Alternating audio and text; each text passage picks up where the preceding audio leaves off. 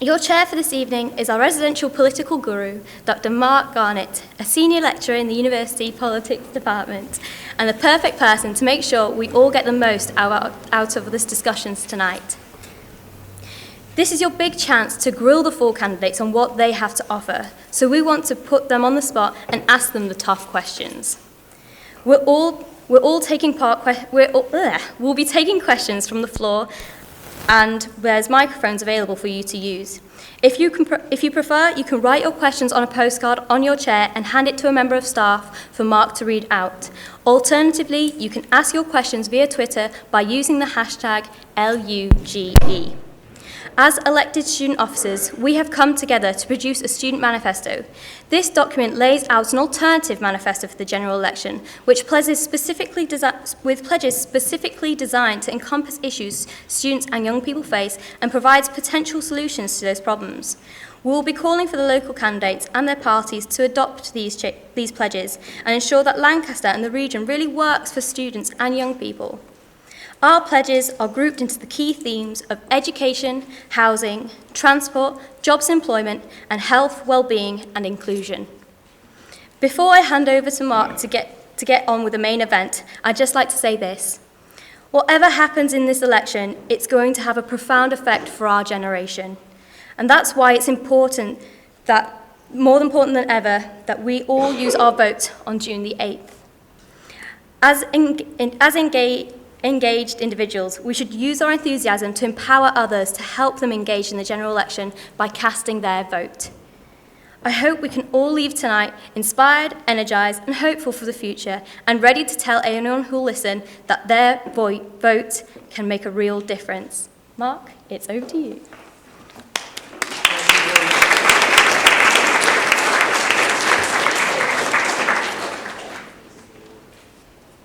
Thank you. That's lovely. Thank you very much. And first of all, I should say it's great to see so many people of all ages here. This is going to be a very interesting election, a slightly unusual election. And as always, Lancaster is a very interesting place to be at election time. So first of all, each of the candidates is going to give a 2-minute opening statement. I'm going to start on the left, and this is no ideological significance at all in these positions, with Eric Olrenshaw. Can I, up to stand if that's possible. Does that work, that system?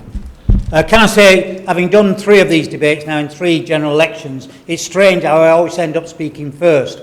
First when I was a candidate, second when I was a Member of Parliament, and now when I'm a candidate again. And of course there's no bias intended. I've got 2 minutes to say what everything boils down to, and that's the economy, the economy, the economy. And when I first stood as a candidate in 2010, and this country was facing bankruptcy, and with the biggest national debt of most Western Europe, and now 7 years on, we've got that debt down, and the deficit down to 52.3, I think, billions, and falling. So I came along to this debate originally before the Labour manifesto, thinking the real debate will be about Brexit and who to manage that Brexit. And I will say, yes, we need a stable and strong government to do that. Thank you very much. And that's huge, but that's a momentous change historically in my lifetime. I can only compare it perhaps going back to when we signed the original Common Market Agreement, or even before that when we signed the NATO agreement in perhaps 48. And before that, perhaps, I wouldn't know, perhaps the Entente with France before 1914. It's as monumental as that. So I thought that would be the argument, the real choice, as your President says. But actually then there's now another choice. The choice is, can we protect this economy? We've tried to get back on path, so we've become the second highest growth economy in the Western world and creating over 2 million jobs. And then we come to a Labour Party that seems to be offering everything to everybody, which is offering to increase borrowing by billions, to spend billions, to actually allow wages to rip. I've never seen such a policy from the Labour Party, and of course led by Mr Corbyn, the man, the Labour candidate, doesn't seem to want on our leaflets too much. But Mr Corbyn is leading a party now who are trying an experiment which hasn't been seen since the Callaghan government, I think, of the 70s, and to my knowledge, has not been introduced by any other party in the Western world to get us through this. So you've got a double big choice. Do we go back in terms of the corporatist socialism and the belief that you can spend all, tax all, and borrow all, or do we stick the course and give somebody who I'm extremely proud to be a member of a party which has delivered the second female Prime Minister in our history, to actually make the decisions and go out there and give us the Brexit deal to protect the economy, which will create the jobs which everybody in this room will want to be employed in the future. This is a significant choice, and the choice to me is quite clear. We go forward with a Prime Minister who has the confidence and gets the majority she needs to deal with Brexit and protecting that economy. Thank you, Chairman.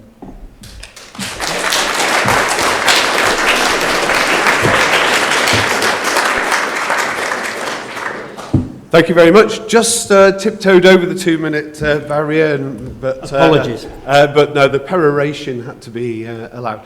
Robin.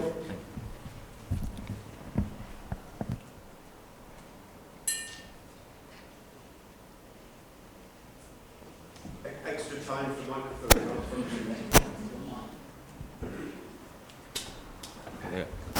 Okay, can you all hear me? Okay.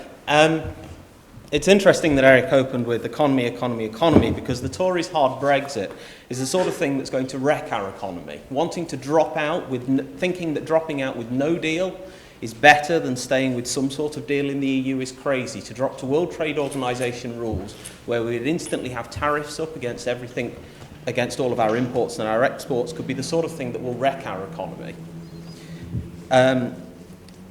Secondly, Eric followed with, actually, let's protect this economy. Well, you know, the most important thing to this country, part of that is economy, but the bit that the Conservative government seem to have forgot about is protecting the people, protecting our education system and investing in it, not cutting the schools budget, protecting our NHS and funding it at the levels that we need, and protecting our social care and our old people so that they can have the decent living that they need in their later years. Liberal Democrats want to fight against all of this. We want to introduce 1 pence on income tax so that the NHS can be funded correctly, merged in with social care so that we have a proper system looking after our people. We want to reverse the cuts to the education system so that our children get their best possible start in life, because we know that when you help children out at their earliest possible age, that's when they can achieve their greatest potential later. Most of all, we want to fight against this Tory idea of a hard Brexit, because we don't think it's the best option for this country. And we certainly don't think that after the negotiations have finished and they've closed, that the only people deciding whether that deal is good or whether we should crash out onto World Trade Organization rules should be Theresa May or the Cabinet. We think that decision should be made by the people, because we had a referendum, but we didn't choose the destination at that point. We just said we wanted to leave. And it should be the people again that get the choice of where we go after that. Thank you.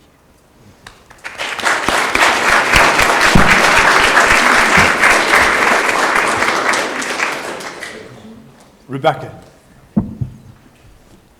Hello, is that working? I hope you mind if I don't stand. I have arthralgia and my back will give in after about 10 seconds, so I apologise. But I just want to explain briefly about who I am and why I'm standing, because a lot of people are probably thinking, who is this? But I'm Rebecca. I am a Green Party City Councillor for Lancaster City Council and have been since 2015. I'm the manager of Marsh Community Centre, which is based in the Marsh Ward in Lancaster. I'm also the project manager for Lancaster and Morecambe City of Sanctuary, which hopefully some people have heard of, and that's the movement citywide, district-wide to welcome and support refugees and asylum seekers into Lancaster and Morecambe who've come from predominantly Syria, but from Africa, Pakistan, other countries like that. The reason I'm standing for the Green Party is because I believe the Green Party offers the best solutions for my community and the situation I'm in. I live and work on the Marsh ward, which is one of the most deprived wards in Lancaster and Morecambe. There's high rates of homelessness, high rates of drug use, high rates of domestic violence, high rates of unemployment. I myself am a single working mum who's reliant on universal credit because my wage doesn't cover the bills. And so living all that, I've had to look at all the different parties, and I admit in the past I have been a Lib Dem and I have flirted with Labour. But for me, the Green Party really offers the solutions I feel my community need, and I feel that my community is a direct result of the horrendous policies that have been inflicted upon us by this Tory government. The Green Party particularly stands up for things I really care about, like the NHS, like education, like housing and homelessness. And these things I think are much more crucial. We can talk about the economy all day long, and it is of course important and impacts on everything, but it's the real human lived experience that I think matters. And for me, the Green Party understands that. I think that we've had a chance. Obviously, Lib Dems, Labour and Greens, I think, are all united in agreeing that we absolutely despise what this government has done to this country over the last 7 years, and where we end up. And we do need to unite where we can in fighting those things, particularly over issues such as fracking and how we mend our broken system in terms of voting. So there are things that I hope that we all agree on. But where the Green Party, I think, are very different is that they recognise that the environment is not an add-on. It's absolutely integral to every single policy we make. And I've got my time already. But that's who I am, and that's where I'm standing.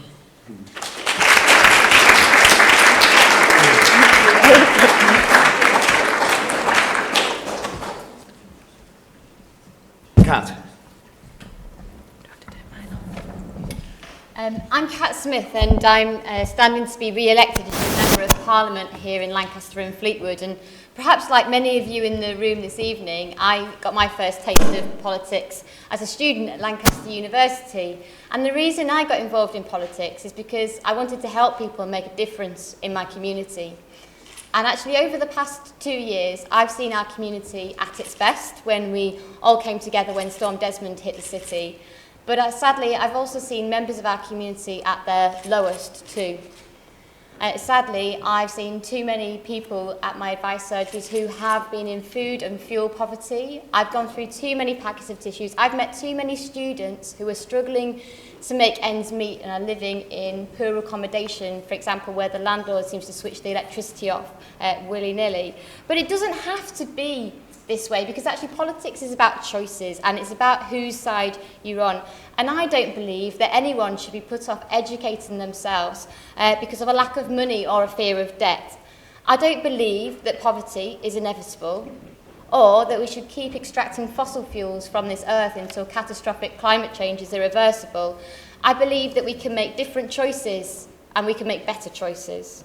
Let's build a fairer Britain where no one's held back, a country where everyone is able to get on in life, to have security at work and at home, and that work pays a decent wage, and that people live their lives with the dignity that they deserve. I want to build a country where we invest our wealth in everyone, to give everyone the best chance. And that means, it means building the homes that we need to buy and to rent, and it means giving our children's schools the funding that they deserve. And it means restoring our NHS to its place as the envy of the world. And I believe that we can, and quite frankly must, build a society which benefits the many and not the few.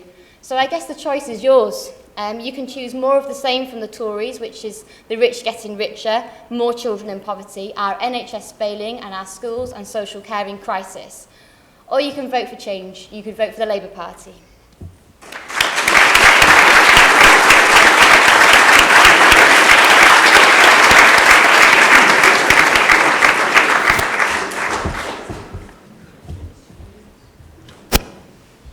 Thank you very much to all four candidates.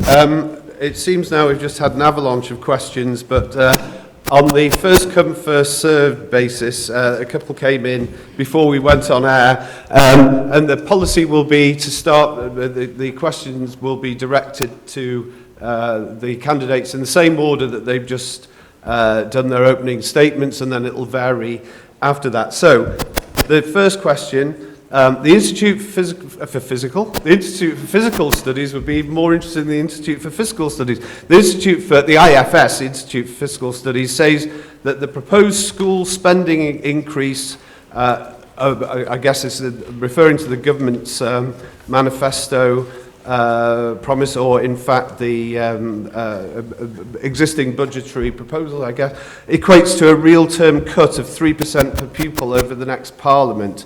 And the questioner invites comments from the panel. So over to you, Eric.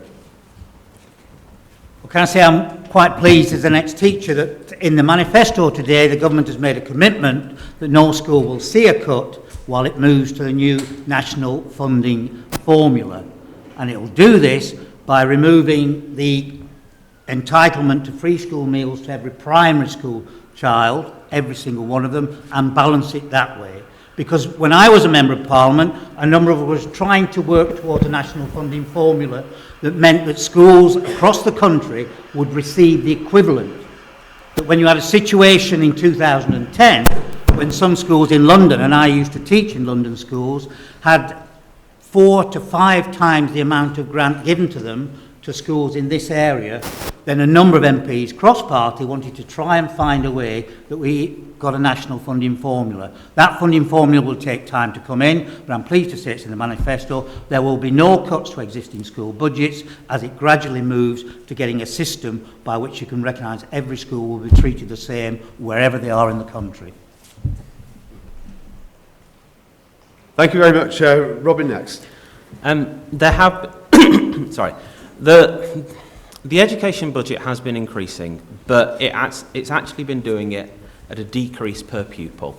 And Liberal Democrats want to inject money straight away into that to reverse those cuts. We need to protect the per pupil spending. It makes sense that we need a new funding formula to go into it as well, but we need to make sure there's no decrease to the schools and per pupil at the same time. The Conservative approach is more one of taking with one hand and giving with the other. They're removing the free school meals, which have been shown to have benefits to children. It doesn't make sense to remove them. It's just trying to balance the budgets again in silly ways. You get a balanced budget by increasing taxes and making sure that you can spend on everything. Do you want me to explain basic economics again? I'm sure liberal economics is fascinating. But I will mention as well on the school ones, it's not just primary schools and secondary schools that suffer under this. We actually have a problem with our early years at the minute and our childcare system, where we have 15 hours of free childcare given to parents, but unfortunately that is currently paid at a level below what it costs the nurseries to run. And this is resulting in nurseries having to either charge top up, so you have to pay £5 an hour to get your free hour, or the nurseries themselves are becoming unsustaining and they have to close. And as Liberal Democrats, we want to make sure they have sustainable funding as well, so that no one's left behind and all children get the start they need in life. Thank you very much. Rebecca. I think, as demonstrated by Philip Hammond recently, the Conservatives have this lovely habit of masking the reality of human situations with figures that really don't speak up to what's happening. And we had a wonderful Save Our Schools demonstration, I think it was 2 weeks ago now, where local head teachers were actually coming out and saying, this is the reality on the ground, we're really, really struggling. The funding cuts and everything that we're facing is making it unbearable, not only for the pupils, but for the teachers. One of the head teachers at the demonstration said that there are 2 classes in London now which have 100 pupils in each class, which is not anywhere close to being efficient or acceptable for our young people. And I think another important thing to think about with the funding cuts is the amount of stress that's putting on teachers and the retention issues there. Both my parents are teachers, and so I know it firsthand, and I know Kat's parents are teachers. And to take all that marking home as well is difficult for them, but also for young people to be in an environment where there are, I think it's an average of 36 pupils per classroom now. It's not beneficial for learning, and it's not beneficial for that extra care and support that young people need in terms of their wider life as well. So I think you have to think about the realities of what funding cuts means in terms of the young people and teachers. Thank you.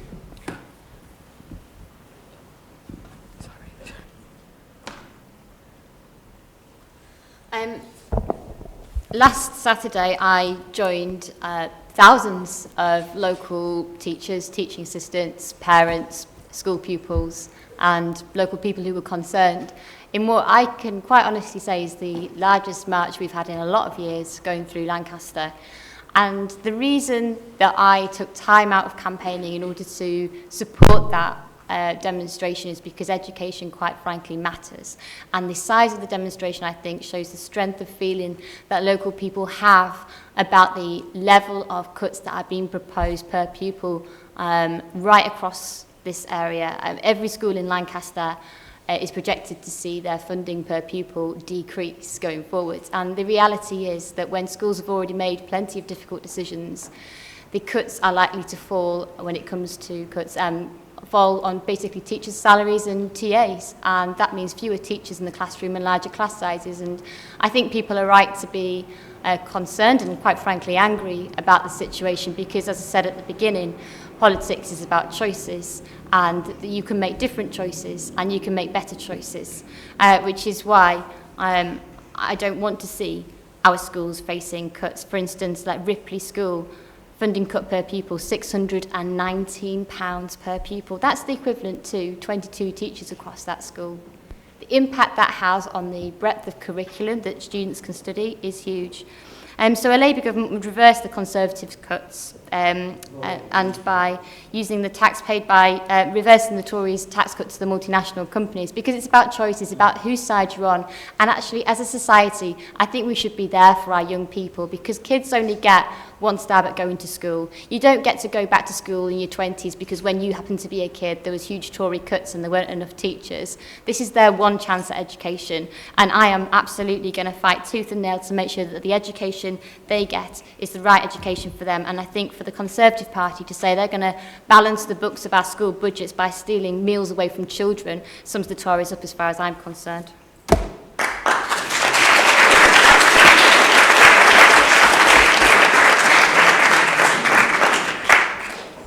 We have a hand over there, and I'm assuming this is relevant to education. We have more questions on education. Yes, just picking up on what... It's just picking up on what Kat has just said about the march. The Lancaster Guardian reports that it was 150 people, not thousands. No, it was thousands. We were both there. Yeah. Right. That's not true. There may be a typo. It was a comment that somebody made that said they'd seen 150 people when they were passing. Anybody on that demonstration, or anybody not on the demonstration, who'd like to look photographs in my phone, which I have here. All right. I was just trying to clarify. So obviously, so a bit of fake news there.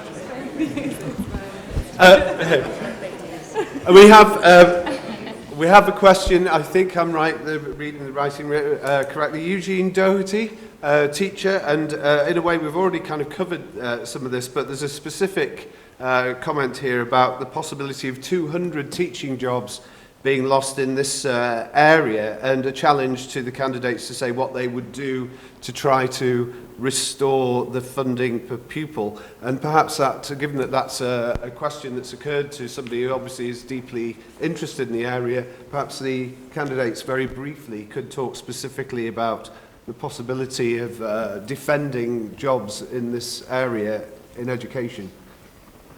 Well, can I just... Robin, do you want to go first for that one?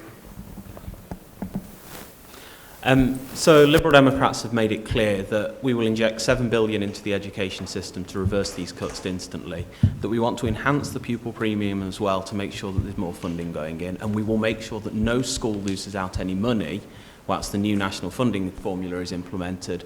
But better still, we want to make sure that there isn't any per pupil cuts in any school, so that we can keep the teachers, we can train our pupils to their best levels, and we want to also invest in schools as well so teachers get the best training possible to help them at the same time, so that they can help our children to achieve their best. Thank you. Rebecca?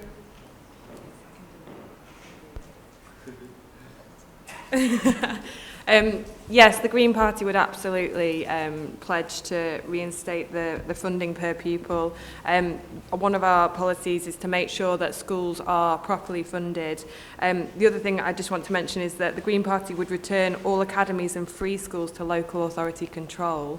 I think it's interesting to note that providing a place at a secondary free school costs 51% more than at a local authority school, and yet there's no evidence that free schools or academies improve performance. So I think there's money to be saved that way, and it's absolutely integral that we don't lose these much needed 200 teachers.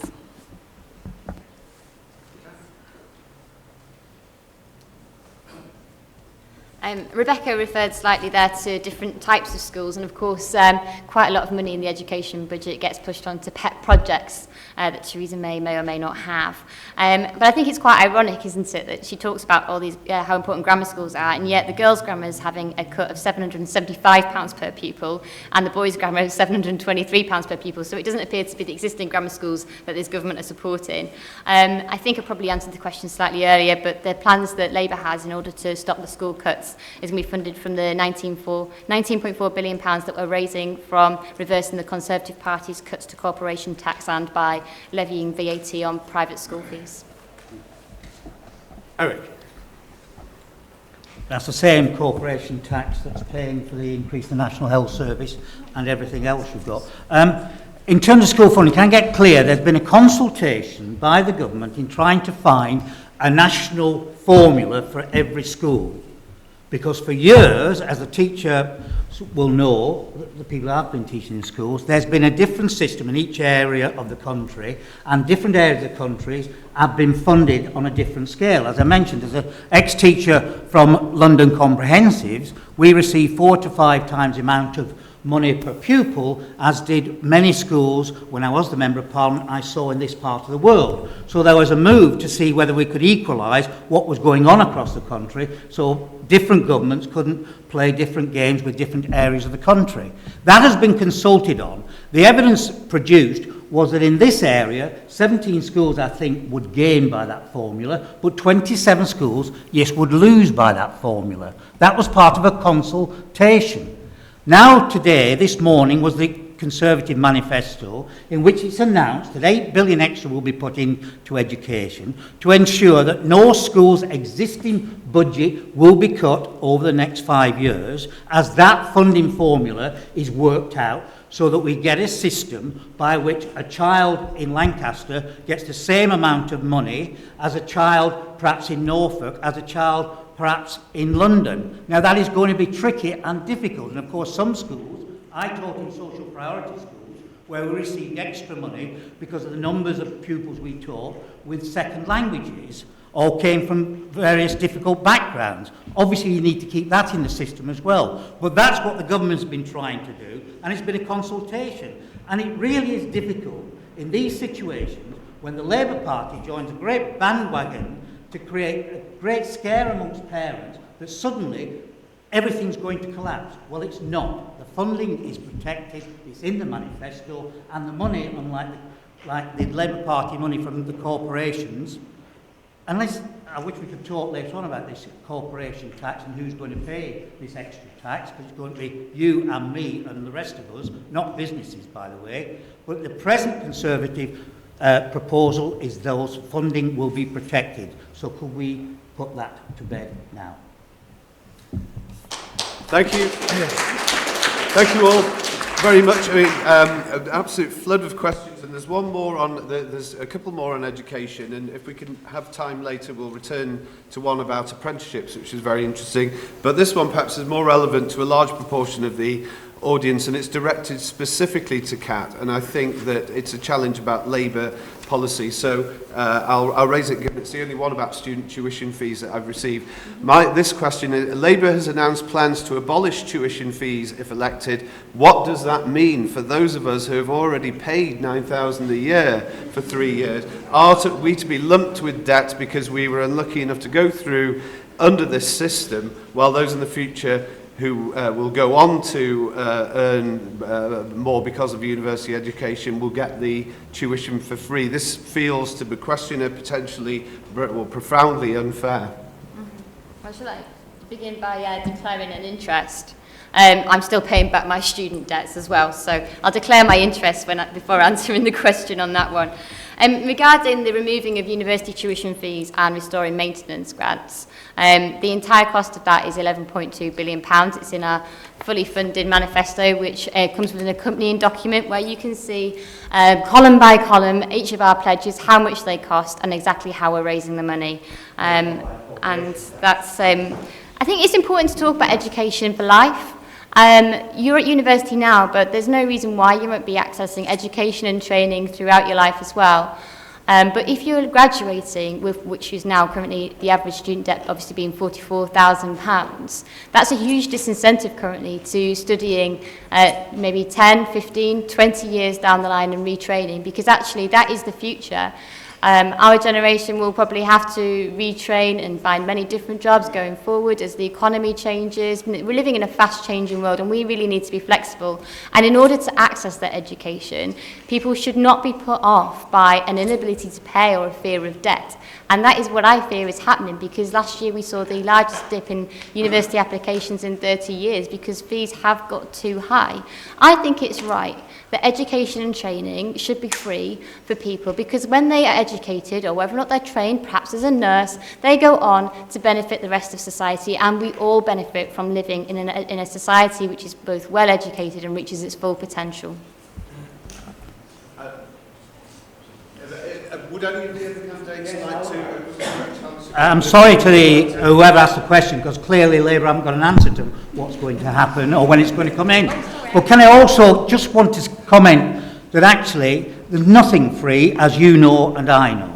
And if the Labour Party becomes part of the government and introduces this with yet another tax on business corporation tax, what it means is they will set a cap on the numbers going to university. They've got to do, because they said it's 8.9 million, I think it is, they're proposing. So once that money is spent, then nobody else can go to university because there's no more places. And that's what used to happen, because the government agreed its budget, said that's the amount we're going to spend on university students and no more. And then you had that limit. So what is the limit of the numbers of students that the Labour Party feels is a good number or a bad number? Kat, a very quick answer to that, because we don't want it just to be a Yeah, duet. I didn't mean to not answer the question, sorry. I started answering and then I got distracted and followed my own train of thought, so I apologise if I wasn't very clear.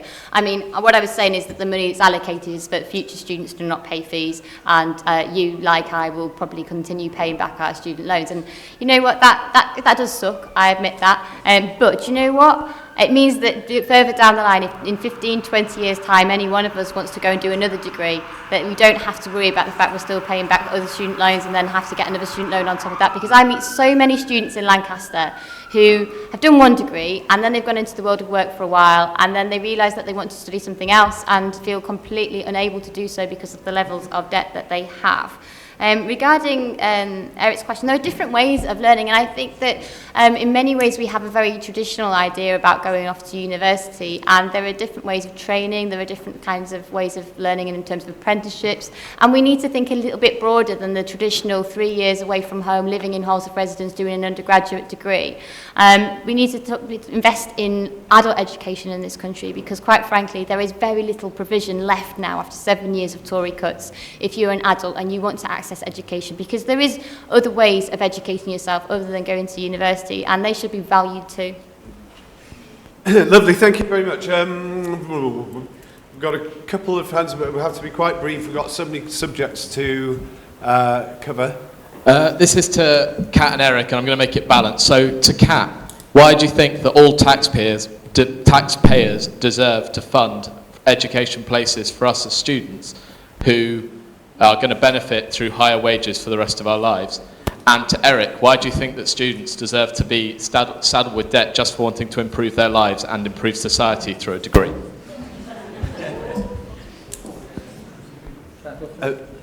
Well, Your chair can have, so. yeah.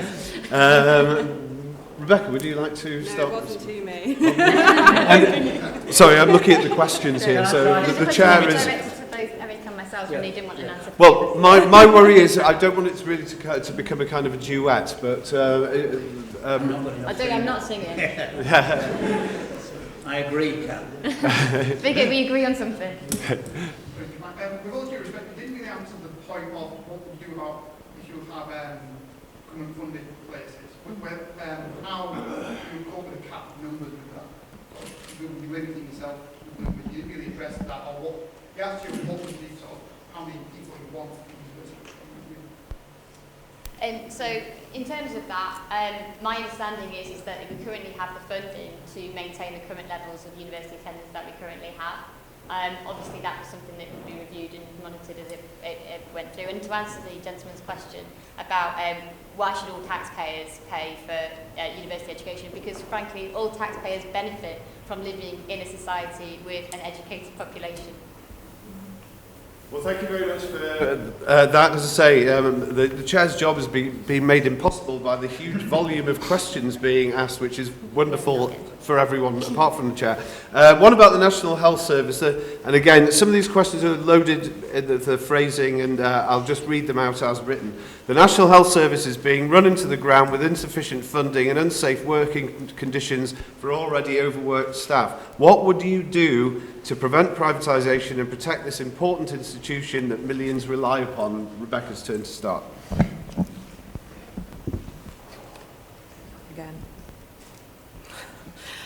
The Green Party would repeal the Health and Social Care Act 2012 and introduce an NHS Reinstatement Act, which its key aims would be to roll back privatisation and to ensure that all health and dental services are publicly provided and publicly funded and free at the point of access.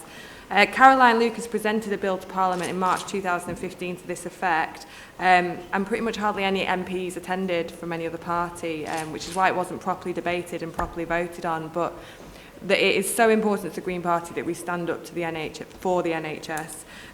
Another thing we would do is stop further private finance initiative, that's the PFI contracts, and bring spending for mental health in line with physical care health as well. I just think that you cannot put a price on what the NHS do, and it needs to be protected at all costs.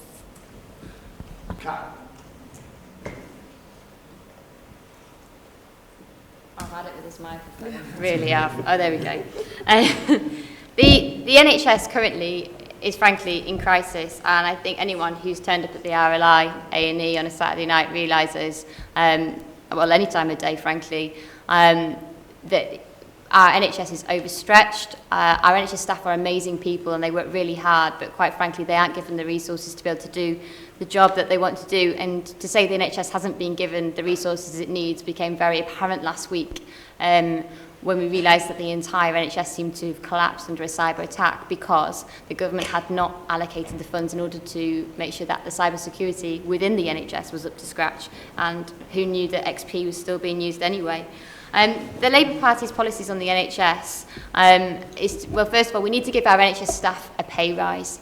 It's not right that some of the hardest working people in our society have been suffering under a pay freeze whereby nurses are doing 12-hour shifts at the RLI and then going to the food bank on the way home. And that is no way to treat the workforce that, quite frankly, is always there for us, 24/7, accident or emergency, maternity, they're there for us. And they're not given the respect that you know, the government should be giving them when it comes to reward in their pay packet. It's also about safe staffing levels. We need to make sure that finances don't dictate the healthcare that we get. We've seen locally our NHS Trust has huge financial difficulties, and there are very complex reasons, obviously, why that is, but ultimately it comes back to the fact it's not given the funding that it needs to deliver the service to the number of people it needs to deliver across Morecambe Bay.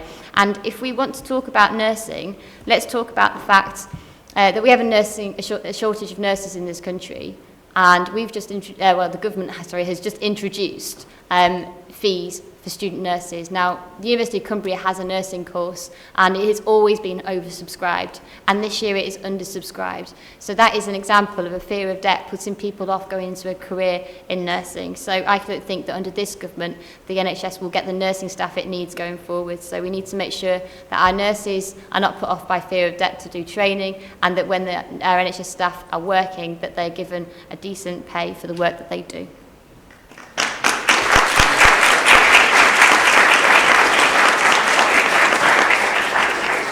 Eric. First of all, there hasn't been no cuts to NHS budgets. There's increased pressure on NHS budgets. Everybody acknowledges that. In fact, again, if you look at the Conservative manifesto this morning, there's even more money proposed. I think it's 8 billion or 10 billion a year for the NHS to deal with some of those pressures. And of course, the big issue has been health care as against social care. And the government has introduced an experiment in Manchester to allow the new mayor of Manchester to be responsible for both sections to see if we can get to that holy grail, which if you talk to anybody at the hospital or anybody in social services, is can we marry up the two systems in terms of the pressures that are on, and that needs extra money. In terms of mental health, of course, what is proposed in the Conservative manifesto is to abandon the old Mental Health Act, put some more money into that and get a new Mental Health Act fit for purpose in this modern world. All those pressures, an ageing population, better medicines, more expensive diagnosis. I particularly, as a Member of Parliament, campaigned for important reasons in terms of better diagnosis in terms of pancreatic cancer and the whole cancer world in a sense, and the new diagnoses and the new medicines and the new technologies, all expensive, all important, and how you balance all that. But there's been no actual cut to budgets. They've been increased, but all those pressures on them we've got to deal with. And going back to it, I think it's a cheap shot to talk about a cyber attack, to be honest, when that happened across nearly 100 different countries were affected by it, when we set up the cyber security and gave money to the NHS in terms of it, and when there's not one mention of cyber security in the whole Labour Party manifesto. That's nothing to do with anything. But then to get to the salary increases, and this is where politics is difficult and government's difficult. So the Labour Party jump on it and say we'll give 1% to the nurses. And the nurses are genuinely aggrieved, I accept that they've had every year a 1% increase. But the Labour Party say, no, we'll abandon that. We'll now pay whatever, I don't know what the pay rate is going to be, 3%, 4%, 5%. Presumably that will be another mention on the corporation tax. The point of the matter is, most public sector workers are on that 1%. What happens now if a Labour government comes in and allows the nurses to have more than 1%? What happens to every other public sector worker? They'll be demanding their 2%, or is it 3%, or is it 4%? And that is the ridiculousness of the proposals coming from the party. We accept, yes, the pressures on the NHS, and we've got to find the money to deal with that. And I have spent every general election I've fought as a Conservative, this party has been accused of wanting to destroy the NHS. Well, we've never ever done it because we all came through the NHS, people of my age. And we will protect the NHS. But you've got to balance it against an economy which can deliver the money to fuel those. And those demands are increasing, and we accept that and look at the manifesto. No cuts to the NHS.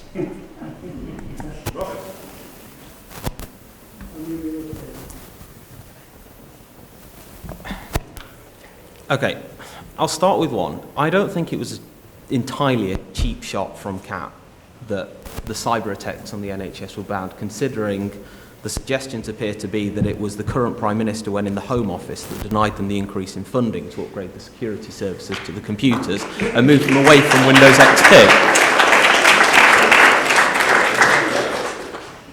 But the NHS may not have had real term cuts to it, but it's the same with the education budget, that if you're not increasing the spending as it needs it, increasing it in line with inflation, the cost to it, the number of people, then it has a cut in one form or another. And that's why we wanted to add 1 pence on the basic income tax so that we can plug the deficit in the NHS now, and we want to have a further study to look at how we can merge national insurance into a new health and social care tax so that we can keep funding the NHS at the correct levels. We want to do that by taking the decisions for funding for the NHS outside of politics, so it no longer has to be a game of back and forth football or whatever, kicking it from one side to the other and blaming each other on it. We want to set up a new independent agency like the Office of Budgetary Responsibility, but hopefully showing a little bit more independence than it occasionally shows, that can decide what safe staffing levels are in the NHS, what safe funding levels are going to be, what the future funding is going to need to be, and how to meet any costs that the NHS is projected to have over a 3-year period and take it completely out of politics so it's funded properly. Thank you. Thank you to all the candidates. Now, we've got another very interesting one about an issue which I think is going to be very important in this election. So, although perhaps we don't want to spend too much more time on health and these matters, I think this one is worth raising. What do the candidates think about the announced Conservative social care policies in the manifesto? And this time it's Kat's turn to... It's my turn again. Is it? Oh, that's this time it's Eric's turn. I've lost count. Sorry?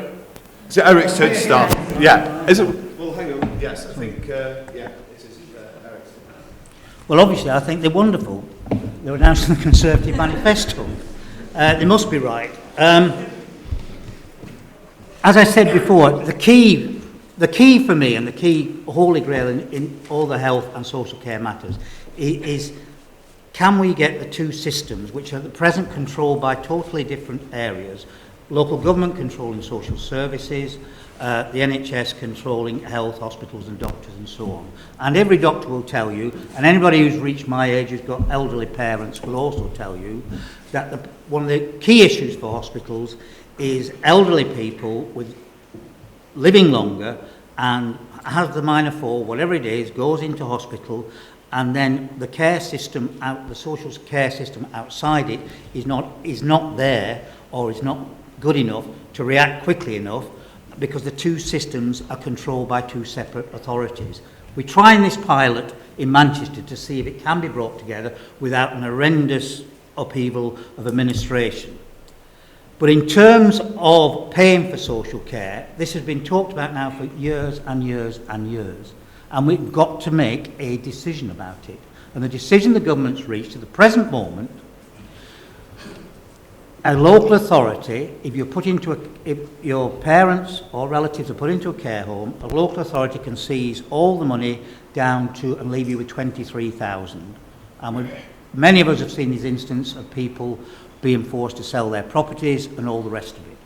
What the government's decided is that limit will be 100,000. If you have less than 100,000 in capital or resources, then none of the money will be taken from you. But the difficult side of it is, given the scale of demand, and I've just gone through this myself with a neighbour who's 91, who had to get her into a care home, which she's going to have to pay for herself, having fallen 5 or 6 times, and the kind of system of one person coming in 3 times a day was just not good enough. She was falling in the night. But to be fair to her, she's accepted that that's partly she's got no family, and again that's another issue with our modern society. Her nearest relatives are in Australia, so who is left but the neighbour to deal with it? And she's got to accept that by selling her property that will fund her social care. So yes, difficult decisions, but difficult decisions got to be made given this massive pressure on the system, which, as I said, then impacts also on the health system. So a practical decision's been taken that will be funded by people. Up to 100,000 will be protected in that system. Thank you. Robbie. The way the policies were announced was a little bit smoke and mirror, and actually hearing Eric explain them is the first time I've heard a Conservative actually say you'd have to sell your house to pay for social care. Do now. Yeah, that's not what it says in your manifesto. Oh, you do now? Yeah, I know. Well, I'm just saying they've been trying to hide it and make it sound like they've got a better solution.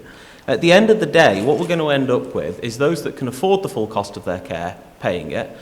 Other people will either hit the limit early or they will be too poor to afford it in the first case, in which case the care isn't paid for properly.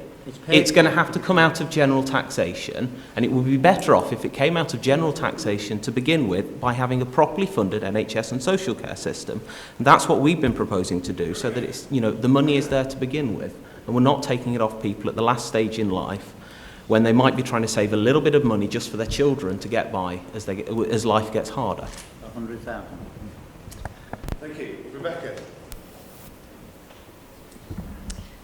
I am actually glad to hear that the threshold's gone up to 100,000, because my 96-year-old nana has just this year sold her house to move into a care home and had a lot of money taken off her, and it's been extremely traumatic for her. I agree that health and social care do need to be brought together. As a social worker, firsthand I can see the value of that. Our population is ageing, more and more people are living longer, and we have to really think about how we want our older relatives and ourselves when we get there to be treated, and that's with dignity and respect. And it's important that if you are in a loving relationship, that when you and your partner reach that age where you have to go into a care home, that you can go together and live out your days together. All these things are really important. I noticed that the LGA estimates that the adult social care funding gap will be 2.6 billion by 2020. Social care obviously needs to be adequately funded, but another thing the Green Party recognises is the role of in-house family carers. A lot of people don't want to put their elderly relatives into a home and want to care for people at home, and there is no money in that. You don't get paid to do that. And the Green Party believe in a universal basic income which values that work and would make sure that stay-at-home carers are paid for that work, because for the person who should be in the care home and the family, that's often, it's not an easy option, let me tell you, to care for someone you love, but there's nothing better, I think, than being surrounded by the people you love, so that has to be a legitimate option as well that is considered. Thank you. Very much, Kat. Right, there we go. I'm really quite heartened that a question on social care came up from a room of so many young people, because I think it's something which, whilst we're not kind of asking the question necessarily in our own interest, but for those of others, I think it's one of the most difficult political challenges our country faces, is how we care for a population which, you know, we're living longer and often living with health conditions far longer, and how we care for the most vulnerable people in our society. And the truth of the matter is that from any party, it costs money. We're going to have to find a way to pay for a generation that are living far longer than perhaps politicians in decades gone by planned for. And that means that we need to work together between different agencies. I worked for a national social work organisation before I was elected 2 years ago, and I recognise that there is no real sensible joined up thinking between sort of social care and the health service. That we could go a long way to fix it, but we also need to recognise that quite a lot of older people now are living with mental health conditions, and it's about how we support older people and their mental health as well as their physical health. And unfortunately, we have 6,600 fewer mental health nurses than we did have in 2010. And with an ageing population with conditions like dementia, it means that some of our older people are very vulnerable and are not getting the support that they need. But it also comes back to local government funding. If we're going to have a well-funded adult social care system in this country, we need to make sure that our local government is funded appropriately, so that they can deliver that. And we know in Lancashire that that's going to be increasingly very, very difficult for, albeit a Tory county council, to deliver that. So I'm not going to try and score any cheap political points. It's a really difficult decision, and ultimately it involves how much money you're prepared to spend to look after the most vulnerable people. And I think you can judge a society by how it treats the most vulnerable people. So I think that we should be looking to support older people to make sure that when they stay in their homes, they can get the home care help coming in, that are obviously well paid, properly paid. Obviously some of our home helps now don't even get the minimum wage. And it's about addressing that, because we need to make sure that people who care for the most vulnerable people are rewarded as well. Thank you. We've got two hands up here. Are these points or new questions? But please speak up. It's a question. It's a question. Right. I have a question as well. Okay. Following on from social care, or? Well, it's not directly related to social care, but it's a question. Owen, you mentioned the economy, and I think that affects everything. That's a really big issue that the Conservatives are pushing. And I think back in 2010, David Cameron and George Osborne, they implemented austerity with sort of this, it wasn't quite a promise, but we were kind of expected to get rid of the deficit and start reducing debt by 2015. That has not happened. Like, we were said all these cuts were happened, and he said, yes, we're going to get into the green, And it's not happened. Here we are in 2017, there's pretty much nothing left to cut, and yet we still have a deficit. Teachers are like, my mum's a district nurse, she can't remember the last time she had a lunch break. Teachers having to take their work home with them on the weekends. Like, budgets are getting cut so much, and it's not fair. So part of the why does sort of the economists think that our economy, why the deficit hasn't been reduced? Part of the reason is there's just simply not been enough tax receipts. And why is that? Because we've had shocking growth. You say we've had good growth, we've not had good growth. I mean, if you look at government responses in the past to financial crises, the answer has been investment, and investment in the people. And that's what other governments perhaps would have offered, but Conservatives had said no, repeatedly. And there's nothing less to cut. Like, how else are we going to, where are we going to get this investment that's needed to improve the demand in the economy, to get these tax receipts coming in, so we can actually pay for the things that our society wants? Thank you. Well, thank you very much.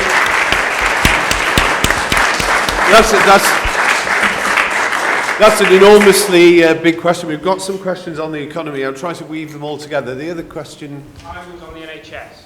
I'd just like to ask, how does Cat Smith think that a Labour government will be best for the NHS, given the current state of the Welsh NHS system, which is the only part of the NHS currently under control by the Labour government?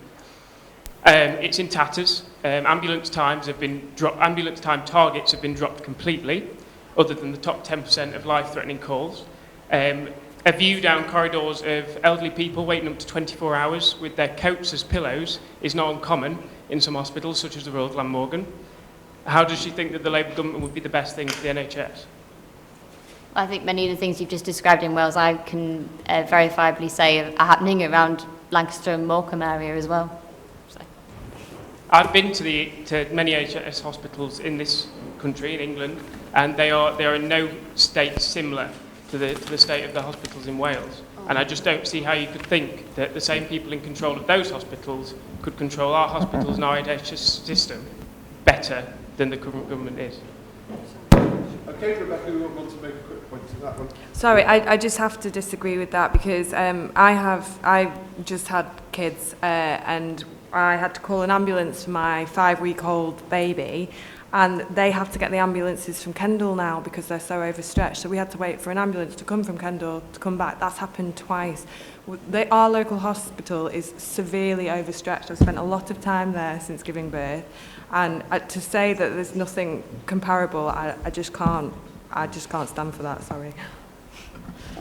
Okay, well, I mean, obviously, NHS will be, as always, a very big issue, and we can debate it on many forums, I'm sure, in the coming weeks.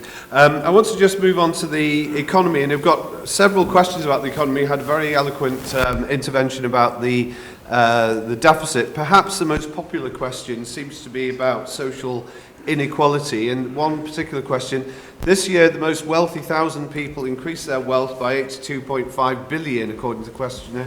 This week wages fell behind inflation. That means a real term cut in wages, a fall in living standards. Are you happy with this, and if not, what do you propose to do about it? Robin. Thank you. No, I'm not happy, and as a party we're not happy that wages are falling in the real term, especially in the public sector where we have a freeze on everything. We want to end the pay freeze for most of the public sector. We want to support an increase in wages. We want a living wage across the public sector and encouraging other organisations to do that. But we also recognise that the way to get increased wages, to increase living standards, is to invest in this country. If we invest in areas where we can stimulate economic growth and return corporation tax up to its old level so that we have the money to provide the welfare system... Sorry, Eric? I say good old corporation tax. You want to pay for everything. Well, cutting it didn't seem to stimulate the economy, so maybe increasing it will give us some taxes again. Second highest growth. I think that's stimulating the economy. If it's stimulating the economy, it's the only That's thing the you've Irish got doing it. cutting corporation tax and how it's attractive business. There are many ways to attract business. There's many ways to encourage it, and you can keep corporation tax higher or lower. We'd rather it be higher so that we can get some money back off the corporations, so that we can fund the fact that most of them are paying their workers at levels that mean they rely on the state to top their wages up so that they can survive day by day. That's why we want to invest in people, to get the economy growing again and provide better wages for people. And encourage businesses to pay the living wage so that the state isn't forced to top up for what businesses aren't paying them. Thank you very much.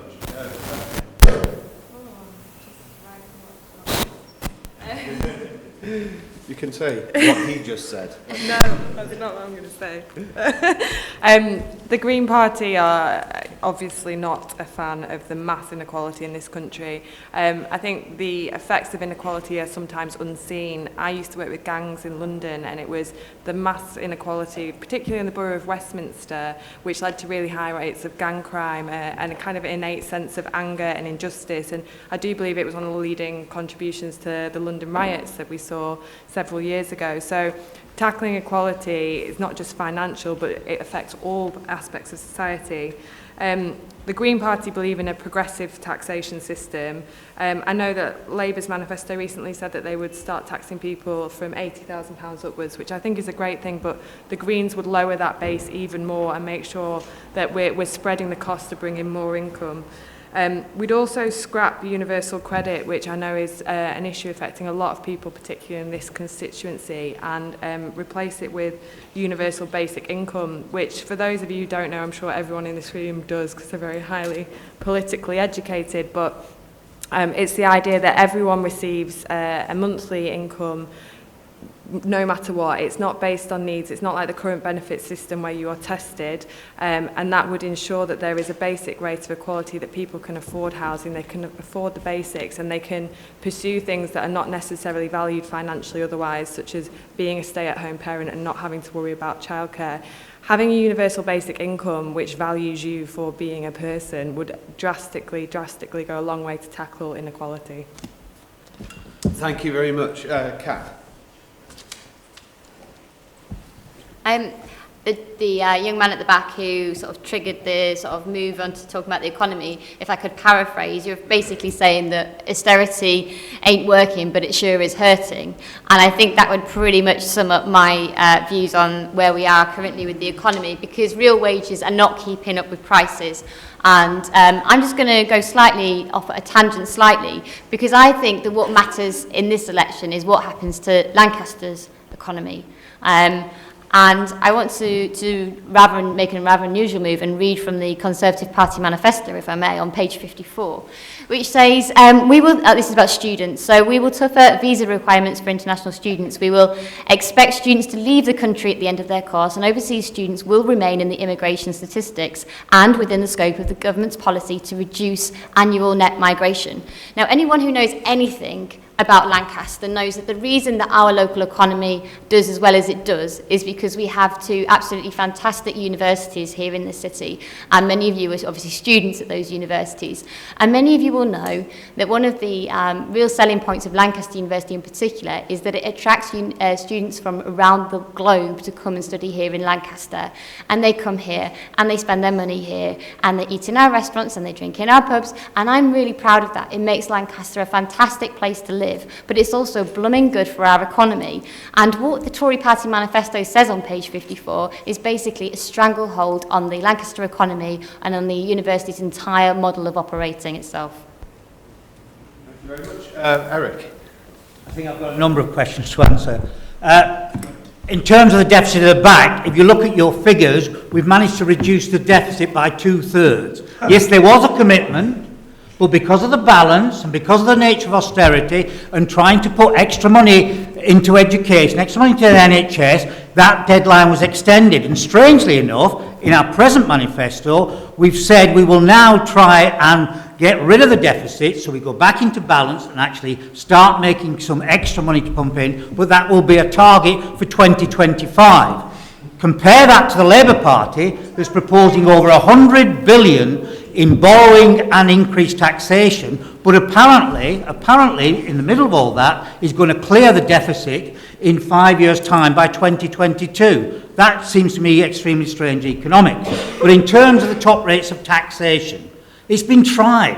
President Hollande in France tried to push the taxes up on the super rich. And it is a scandal. I accept it's a scandal. Some of these people earning massive amounts of money. But strangely enough, when George Osborne reduced it from 50% to 45%, if you go to all the independent analysts, we actually took in more money. Because the problem with the super rich, they can move. And they do move. Like the French moved to London.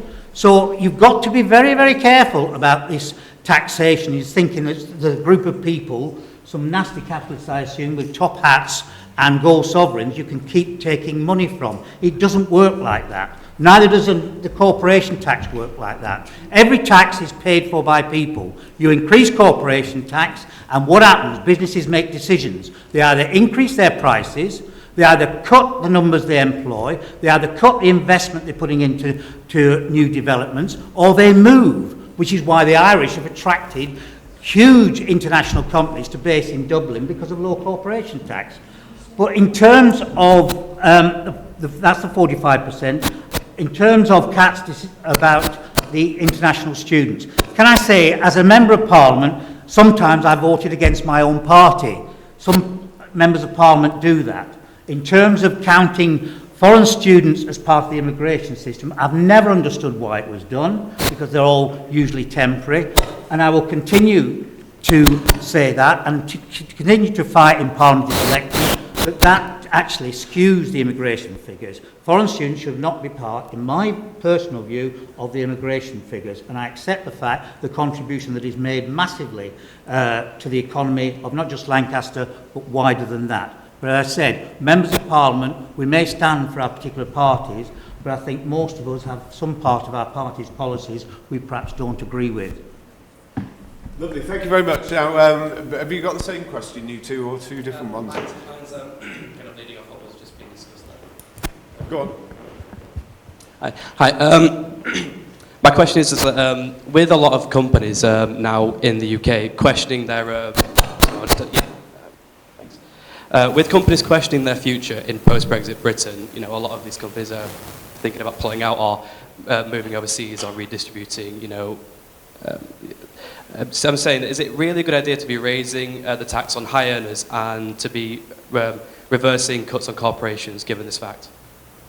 Right, well, that's interesting. There's a hand in the back with raised hands into this bit.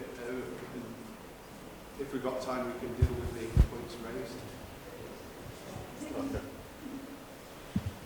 Sorry, I just wanted to nip back there, just specifically to Eric, who I feel didn't answer the young gentleman's question next to me, was about, basically his question was, you've been reducing the deficit, and this hurts, but it hasn't made an impact on the debt, which has continued to grow from, I think.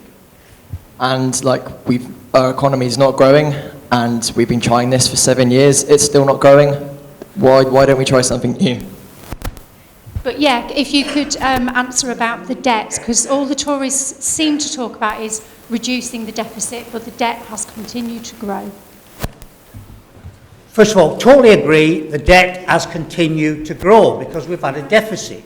The debt has continued to grow by a lower rate than it was growing because the deficit has been kept down, and we hope to eliminate that deficit by 2025. The Labour Party hopes to eliminate that deficit by 2022, and I've found no party which has opposed, as suggested to the government over the last 7 years, that it actually clears up the deficit even earlier. No party. But I acknowledge that that's the case. In terms of growth, as I said, look at every international comparison, the United Kingdom, over the last 7 years, has grown fast, the second fastest to the United States in terms of growth. Growth is happening.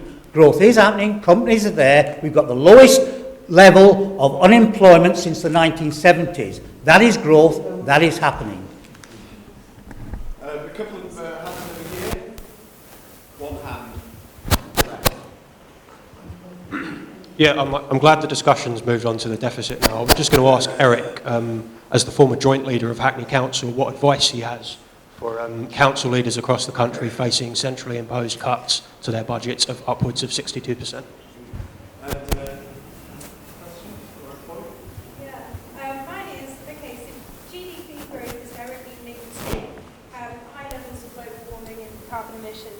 Would you support an alternative to economic growth? Right. And specifically defined as prosperity? Well, perhaps what we should do, these are all very interesting wide-ranging points. Perhaps what we should do is I want to move on to Brexit. And so to close the economic section, anything that was raised from the audience there that each of you three would like to address? Yeah? Maybe? It was a point made over here about not taxing high earners for fear that they'll run off scared or take their business elsewhere. I just think we need to get out of this mindset that if you are a high earner, it's because you've worked harder or in some way are better. Just because you're a city banker doesn't mean that your worth is more than a mother who has to be a cleaner in the morning, a youth worker during the day and a carer in the evening.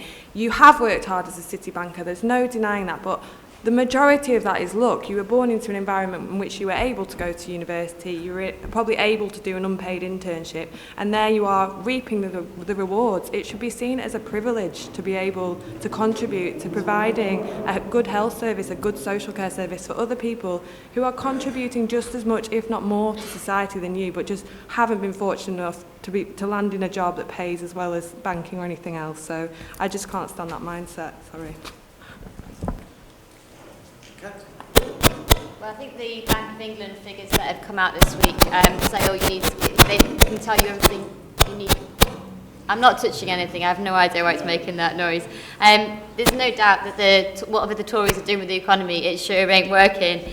Real wages are continuing to not keep up with prices. And just to respond to a couple of the points made earlier, between the 45 and the 50 pence rate of tax, well, it was only there at the 50 pence rate very, very briefly, and obviously a lot of people deferred when they would pay themselves things and until it dropped down again, so that was the reason for that. And actually the UK has a very attractive sort of corporation tax offer to make to the country, and we could change that without necessarily making that any less attractive.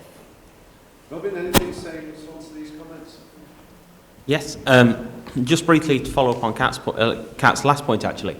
One of the other ways that you can make your country, economically attractive without actually just cutting corporation tax all the time is have a highly skilled, highly educated workforce that can then attract loads of companies there because they want skilled people. And a very brief comment on your question, actually. The economics is interesting on that sort of thing, that you don't always need growth, and there are some ways of getting around it. Most countries have struggled with that, but if you've got anything in particular that you've been looking at in a report, I'll be very interested to see it. Thank you. Thank you very much, and thank you very much particularly for those in the audience. I'm sorry we can't cover everyone's questions, but they're all very much appreciated. And several questions about where the interference is coming from. No, several questions about this thing that happened a year ago, this Brexit business.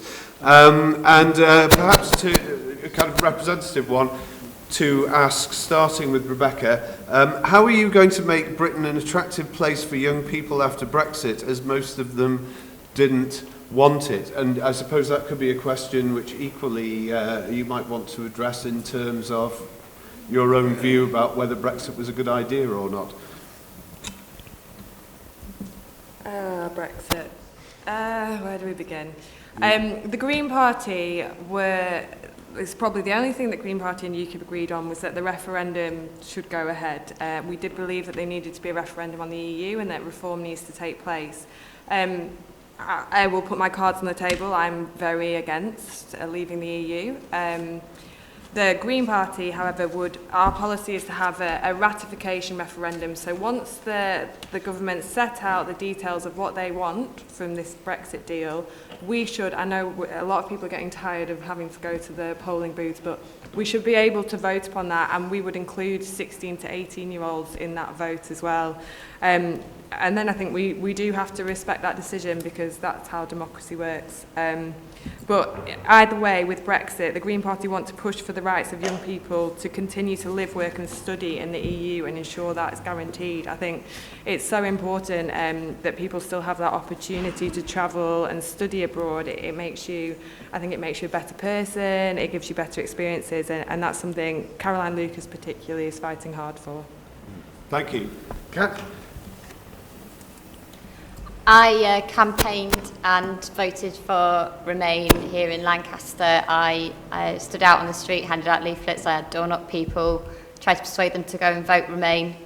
One of the striking things about Lancaster and the referendum is I don't think anyone thought we were going to leave. I think that because it's a university city, I'm sure that many people in this room assumed that the result would be Remain. I wasn't quite so convinced as perhaps people around me, hence my motivation for trying to persuade people who did support Remain to turn out and vote.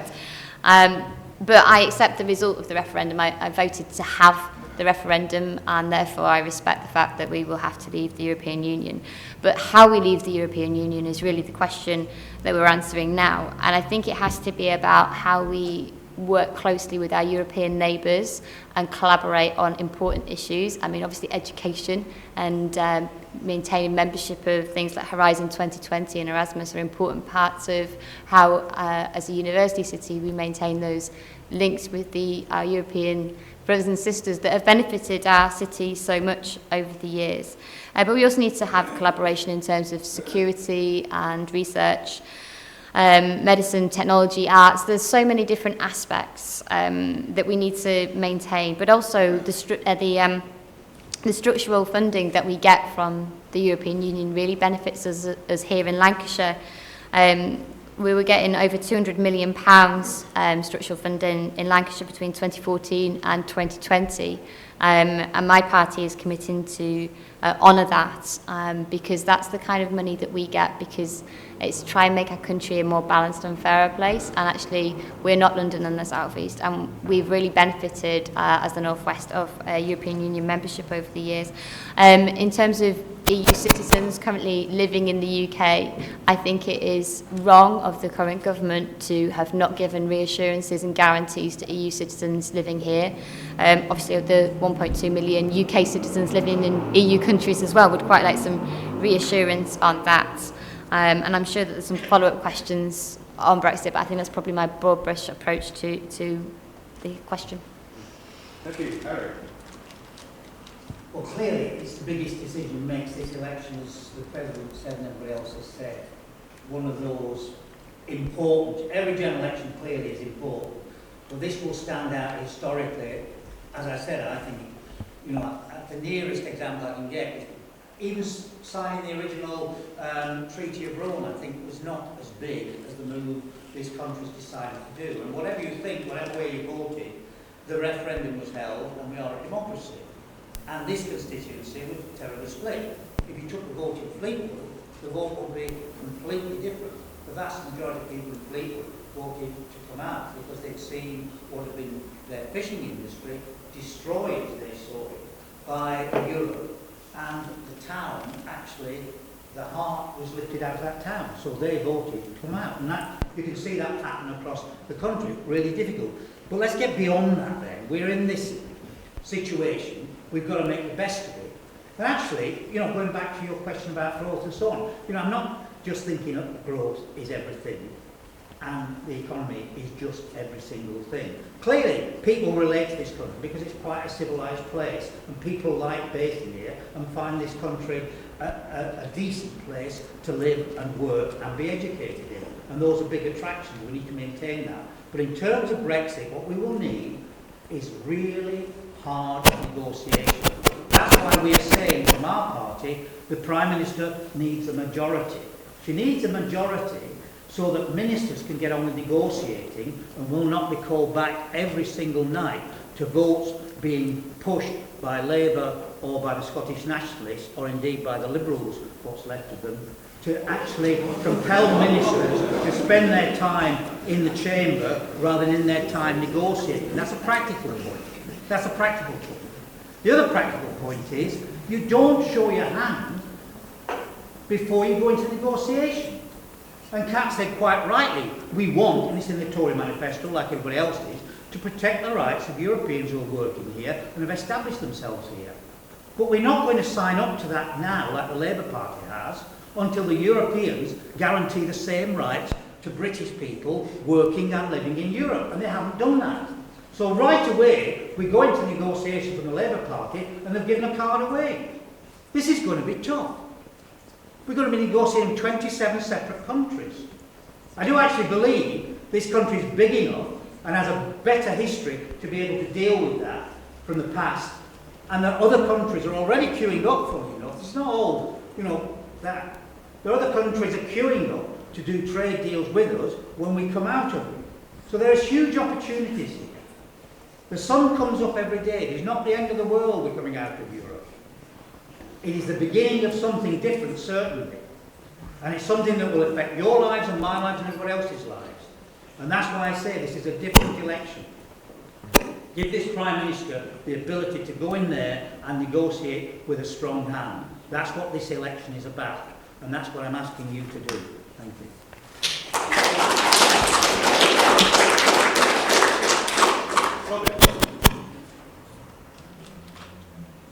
Sometimes it's a good idea to start off a negotiation with an olive branch instead of just attacking the people on the other side of the table. I thought Theresa May had a majority, so I don't see why she really needs a new one, because I thought we had qualified civil servants doing the negotiating, not just ministers. I thought that's the way you get a good deal out of things, having the experts do it. Or is Gove still in charge? Some of us haven't given up on Brexit. Some of us would like to see better things out of this. Some of us would prefer to remain. But at the end of the day, the vote went the way it did, and we will fight for the best possible deal out of that, which we think is remaining in the single market and the customs union to keep a stable economy, but also other things like the Horizon 2020 funding for researchers, to keep us inside Euratom so that we can keep up with the atomic research and the nuclear research. And it's those things already that pulling out of them have started to have an effect on society. I think it's the speaker that's probably...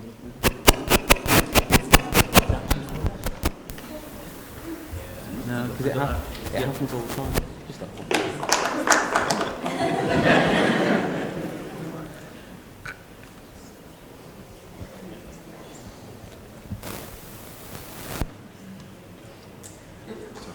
It's all right. I'm wondering whether it's anything we're doing, but I don't think... I think this chamber was built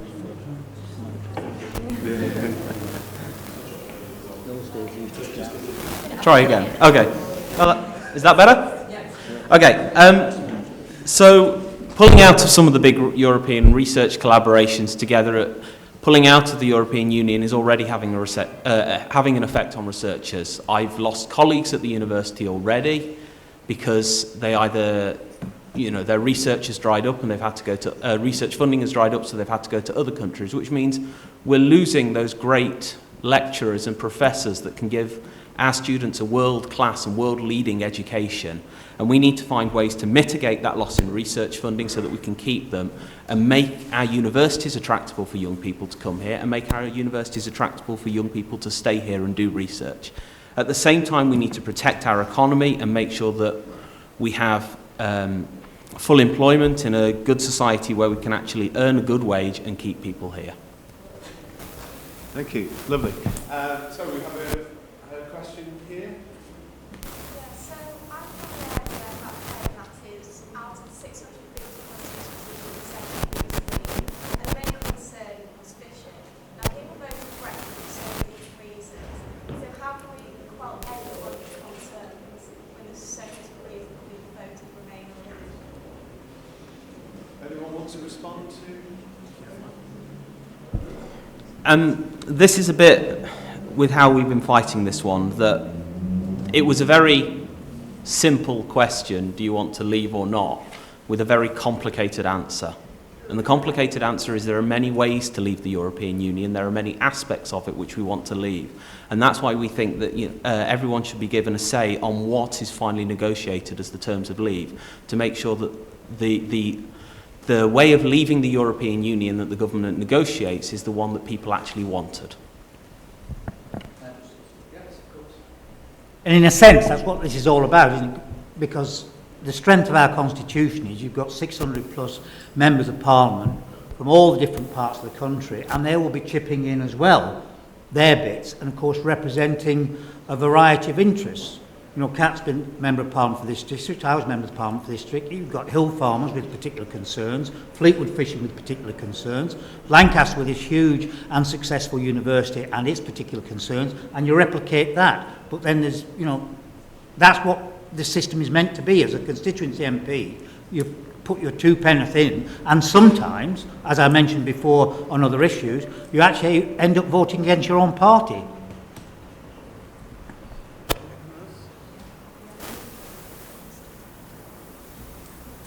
I think it's important to recognise that you can't please everybody, and that there will be people who, regardless, will always want to leave the EU, not be part of it, and people who always want to remain.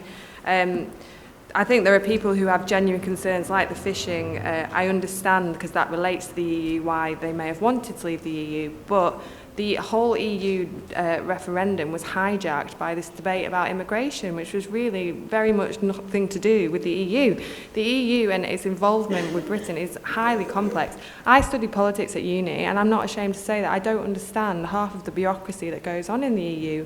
We weren't given any sort of educational campaign to explain what it means, how it affects us, and there were a lot of people who voted out on the basis of immigration, don't now understand the consequences and regret those consequences, and therefore I think it's really important not only to have a ratification referendum, but to make sure that there's a campaign leading up to that to explain people thoroughly what the EU means, what it means to you, and to not have a campaign like the last one, which was just full of lies. I think it's going to be very difficult for everybody in this country to be happy at the end of this process, because you can't please everyone. I think that Rebecca was right to point that out.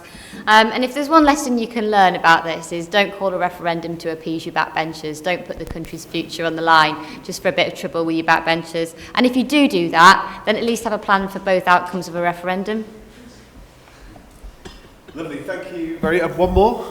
Just quickly, so when I vote, the next month, obviously I'm voting for policies, but I want to vote for the people. And so what I would like to know is actually, when it comes to votes on the Brexit negotiations, what will be the deciding factor for you as an MP in your decision? Will you follow your personal values, in which case which ones? Will you be towing party lines? Will you be challenging your parties? How will you approach these discussions as people? Well, interesting question. Kat, you're the one who's kind of listed to start the next answer, and it could be good to start with you and go around everyone. My personal things that I want to see, I'd want to see guarantees for EU citizens. I'd want to see higher education. Are you still having, membership of Horizon 2020, Erasmus, EUATOM, European Medicines Agency? There are lots of things that we benefit from. I'd want to make sure we weren't getting rid of those. And then fishing and farming, which are probably more relevant to other parts of the constituency, but I'm very happy to go into the details if there is anyone who wants to hear. But it'd be basically, does this work for the majority of my constituents? And I have broken my party's whip and voted against it before, so I probably would do it again, yeah.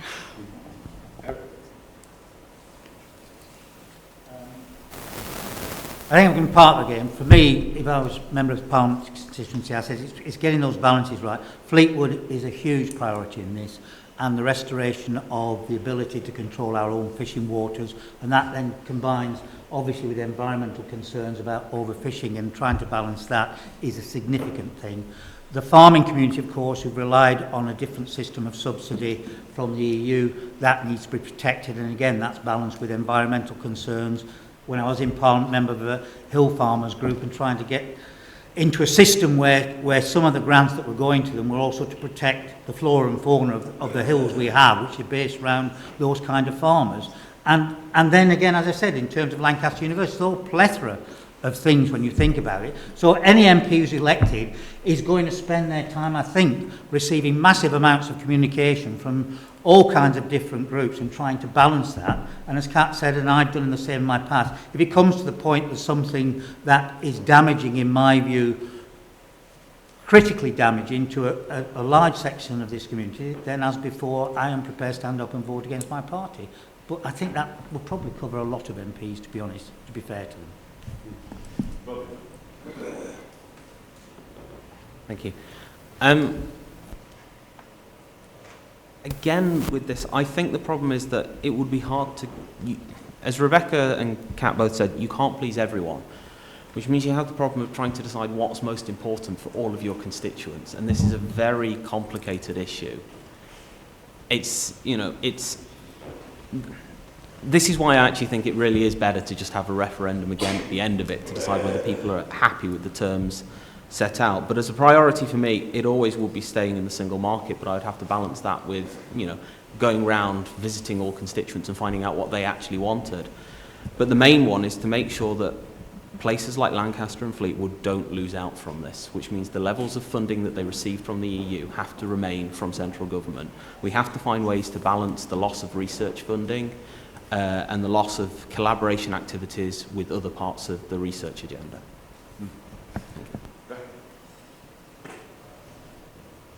Yes, I agree with Robin about making sure that the levels of funding remain the same, particularly for the North West. I think the key points for me I mentioned before is freedom of movement is so important, not just for students, but to be able to work abroad, study abroad, live abroad. But I think we're going to lose that.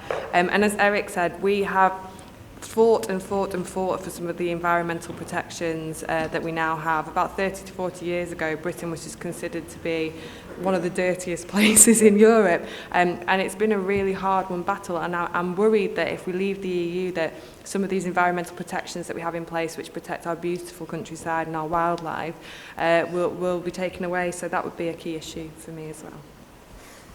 Well, thank you very much. Now, thank you for everyone's patience. It's an hour and a half we've had, and we've still got what I think is the highlight of the evening, the nasty questions section, because thankfully each of the candidates has been challenged with a question which you might say is unfair and puts them on the spot, and for that reason I'm particularly looking forward to this bit.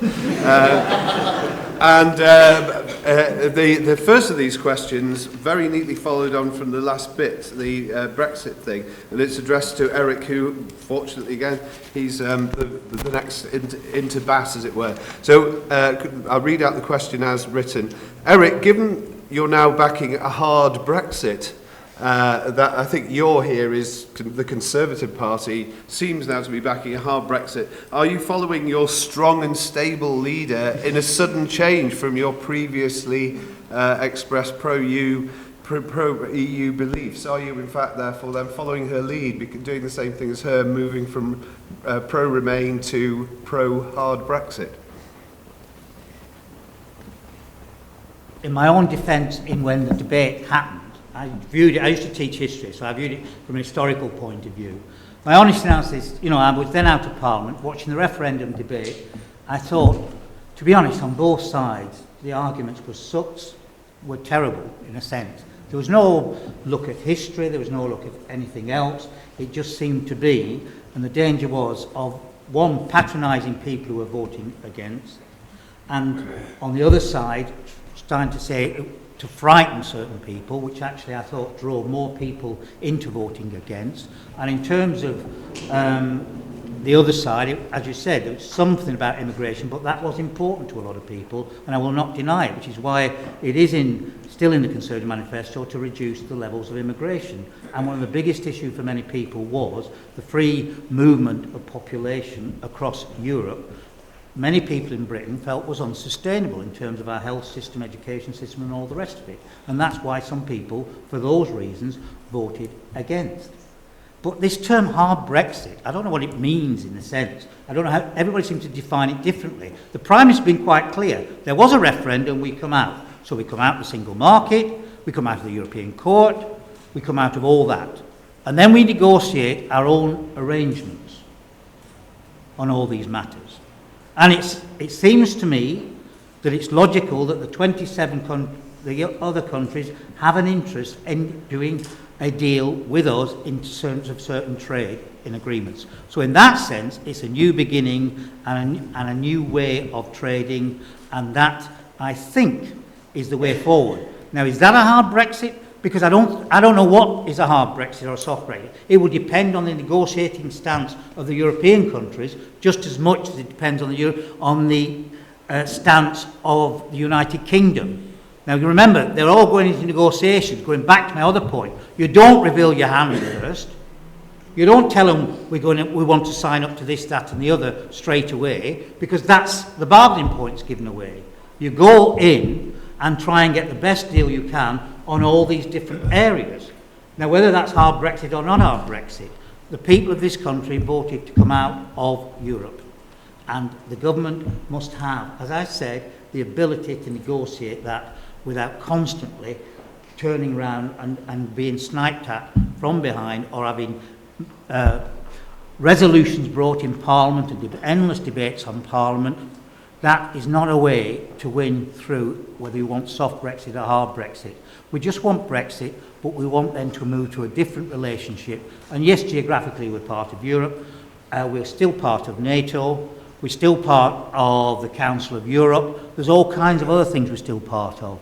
So we can do this properly. So let's stop the terms hard and soft, and let's get on and do the job properly for the best of the United Kingdom. It's possible, I think. Thank you very much indeed, Eric. So, Robin, you're one. Do you think Arsene Wenger should be sacked as Arsenal man? No. So he strikes me as a Liberal Democrat. Well, he'll soon be leaving under Labour because he'll have to pay all that extra tax, won't he? Arsene would do it gladly. So that sort of guy.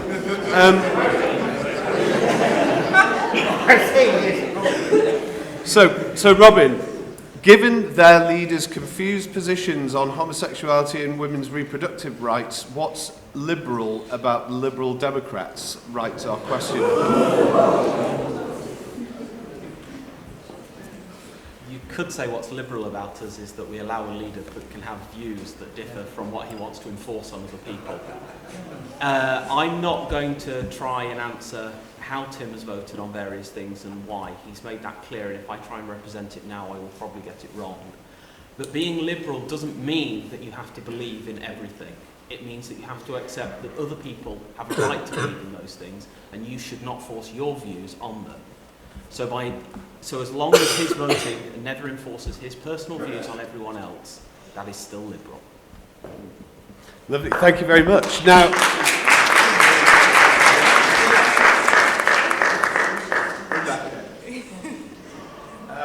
I've had a couple, virtually the same wording, but I like the wording of this one from Twitter. And again, it's the wording as the question is, and I have no responsibility for the damage it's going to cause you. Why are you standing when it's so close between the Tories and Labour? And then the second bit of it is, wouldn't you prefer Kat over Eric?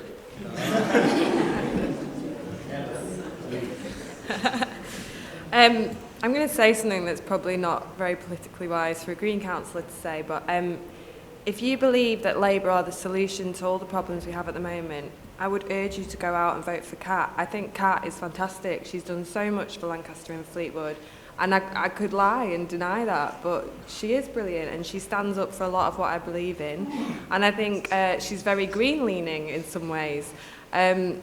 But I don't think Kat's representative of Labour. I think she's quite unique, and sometimes I really wish she was in the Green Party. But I think that's one issue, is that I don't think that Labour offer the solutions to my community, and I think a lot of UKIP voters who've left Labour feel the same way.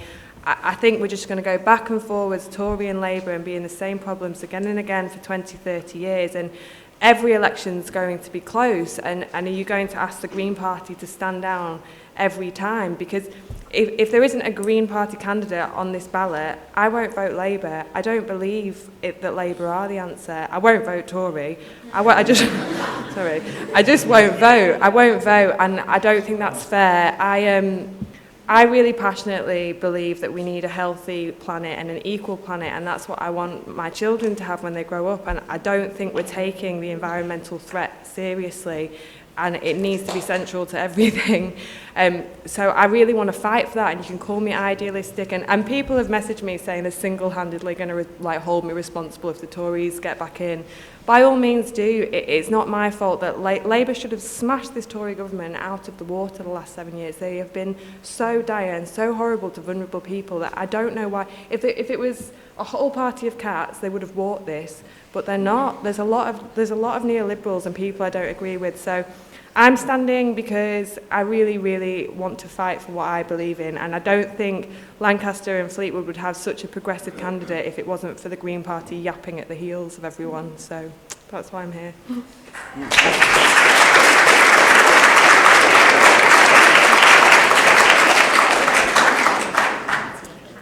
And finally, yeah. Don't know what is the collective noun for cats in the It's a party of cats.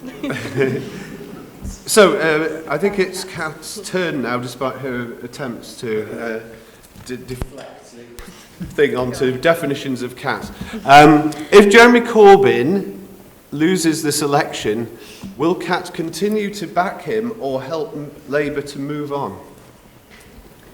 Well, I think that it's normal for an opposition party to go into a general election hoping to win government, and the precedent is, certainly is in my party, that when a party goes into government, when the party goes into an election and doesn't win government, we have another leadership election. So that'll do us a lot of good for the party coffers, won't it? Because every time we've had a leadership election, we've managed to raise loads of money with people registering as registered supporters. So in the event of that situation, I imagine there'll be a leadership contest. Good. Thank you very much. And then finally, the kind of David Dimbleby light-hearted or more, let's say, informal type of question from Hannah, which was, if I could find it, if you could change one thing in Lancaster, what would it be and why? And I think it's Eric's turn to start again. It's usually my turn to start. Well, clearly it will be the traffic, and it will be doing something about the one-way system. That would be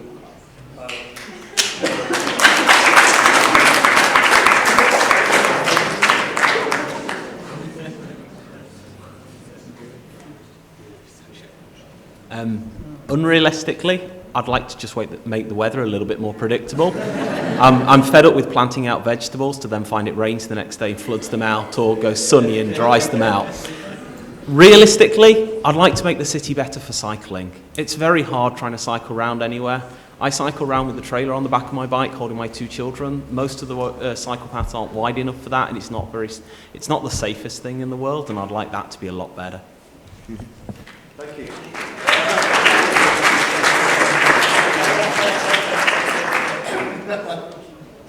I'm going to cheat and merge 2 things into one answer.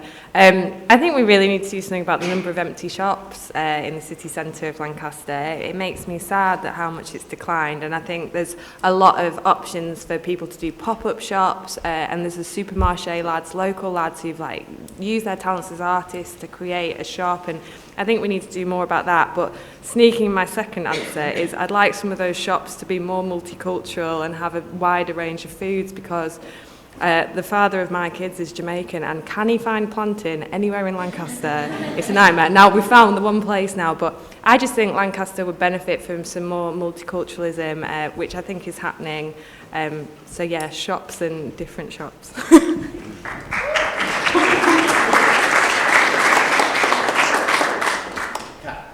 Well, I would agree with all the answers that have already been given, so I'm going to try and come up with something new and say that I've agreed with all them. I'd like to see more venues for the nighttime economy. I think since the Storm Desmond hit and we lost 2 nightclubs, I think that some of us would quite like a few more options in the nighttime economy.